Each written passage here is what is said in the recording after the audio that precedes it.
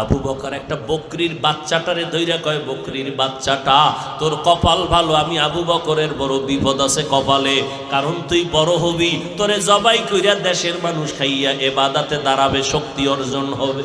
কিন্তু আমি আবু বকরের তো মরণের পরে হিসাব,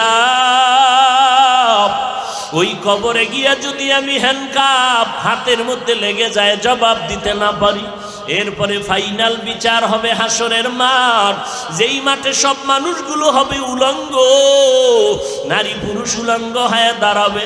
ওদিকে আল্লাহ বলবে, সূর্য নিচে নাইমা তোর যত তাপ আছে জমিনে ছেড়ে দে। সূর্যের তাপে সব মানুষের মাথার মগজগুলো টাস টাস করে ফেটে যাবে।